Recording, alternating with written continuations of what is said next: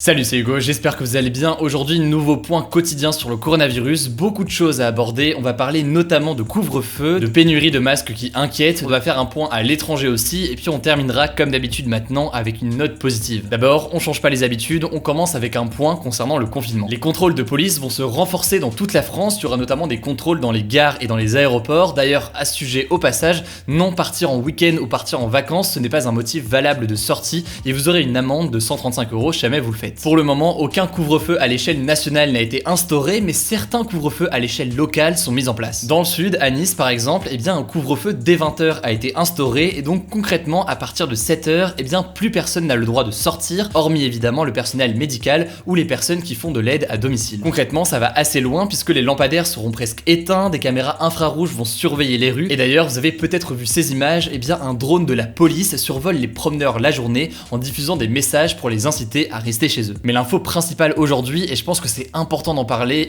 c'est la pénurie de masques. Depuis le début de la pandémie, les hôpitaux n'ont pas assez de masques, les médecins de ville non plus, et beaucoup de salariés continuent à travailler sans protection. C'est notamment le cas de salariés d'Amazon, je vous en parlais avant-hier. Déjà, ce qu'il faut savoir, c'est qu'il y a deux types de masques importants en cette période de pandémie. Il y a d'abord les masques chirurgicaux, vous les voyez à l'écran, le principe il est très simple, il est destiné aux malades pour protéger leur entourage. Le deuxième type de masque, c'est les masques que l'on appelle les masques FFP2, et leur principe c'est très simple, si jamais je porte ce masque là, je ne peux pas transmettre le virus et je ne peux pas le recevoir non plus. Ou en tout cas, les risques sont limités par rapport à un masque chirurgical. Ce qui est reproché au gouvernement aujourd'hui, c'est la gestion de ces stocks de masques. En gros, il y a 10 ans, la France disposait de 1 milliard de masques chirurgicaux et d'environ 600 millions de masques FFP2. Le truc, c'est que en 2019, il y en avait presque plus puisqu'il y avait à peine 140 millions de masques chirurgicaux et très peu de masques FFP2. En fait, ce qui s'est passé, c'est qu'en 2009, après la grippe AH1N1, les autorités françaises se sont dit ok, maintenant c'est bon, il n'y a plus besoin de faire un stock de masques, et si jamais un jour on a besoin de masques,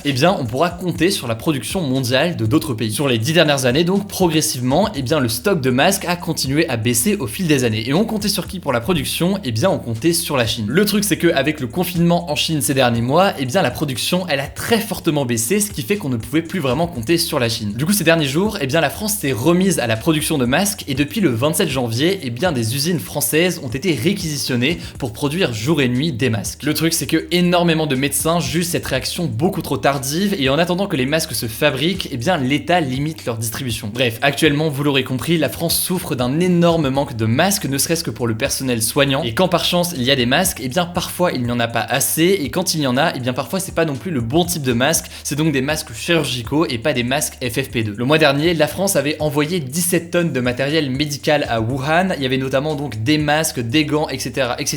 Et donc là, en échange, la Chine a envoyé cette semaine 1 million de masques à la France pour l'aider. Bref, il y a donc un très important problème de masques, mais aussi plus largement un problème de saturation des hôpitaux. Je vous en reparle ce week-end. Au passage, vous êtes maintenant très nombreux à suivre ces points quotidiens, vous êtes des centaines de milliers, et je le vois parce que je reçois des messages. Il y a parmi vous du personnel soignant, il y a parmi vous des chercheurs, il y a parmi vous des gens qui travaillent dans l'alimentation, dans tous ces domaines qui sont clés, qui sont si importants en ce moment. Et donc sincèrement, du fond du cœur, je tiens déjà à vous remercier pour le travail que vous faites, à vous féliciter, à vous souhaiter bon courage. Sincèrement, on pense à vous. Un autre sujet qui me paraissait important à aborder aujourd'hui, c'est les 130 000 Français à l'étranger qui attendent de rentrer. Déjà, ce qu'il faut savoir, c'est que de nombreux pays ont suspendu leur vol vers l'Europe, puisque l'Europe est maintenant le foyer principal de l'épidémie. La conséquence, c'est quoi? C'est que beaucoup de Français qui étaient en vacances ou alors qui travaillent à l'étranger, se retrouvent bloqués. Pour tous ces gens, le ministère des Affaires étrangères prévoit le rapatriement par avion, notamment en collaboration avec Air France, sauf que ça risque de prendre beaucoup de temps puisqu'il y a énormément de situations différentes en fonction des pays. Du coup, si vous êtes actuellement à l'étranger et que vous voulez rentrer, il faut se rapprocher au plus vite de l'ambassade ou du consulat français le plus proche. Ça donc, c'est pour les personnes qui étaient à l'étranger de façon temporaire, mais il y a également la question des 2,5 millions de Français qui résident à l'étranger. Pour eux, la consigne elle est différente puisque la France veut désormais qu'ils restent là où ils résident actuellement, autrement dit donc à l'étranger, au moins pour les 30 prochains jours. Le bilan en France, c'est 78 nouveaux décès en 24 heures, soit 450 décès au total. On compte 12 612 contaminés confirmés, c'est-à-dire des personnes qui ont été testées. Or, aujourd'hui, vous le savez, on ne teste pas tout le monde, donc le nombre de cas est en réalité beaucoup plus important. Et jusqu'ici, 1587 personnes sont sorties guéries de l'hôpital. Avant de finir, comme promis, sur une note positive, on fait un point à l'étranger. Et on commence avec l'Italie encore, malheureusement, puisque le pays a vécu aujourd'hui le plus lourd bilan mondial en termes de décès, avec au total 627 morts supplémentaires en 24 heures. Le bilan total passe à plus de 4000 morts, et c'est le pays le le plus touché au monde. En Espagne également, le nombre de morts augmente considérablement puisque le pays vient de passer la barre des 1000 morts sur son territoire et c'est le deuxième pays d'Europe le plus touché. Le Royaume-Uni de son côté a enfin ordonné la fermeture des pubs, des restaurants, des cinémas, des théâtres, etc.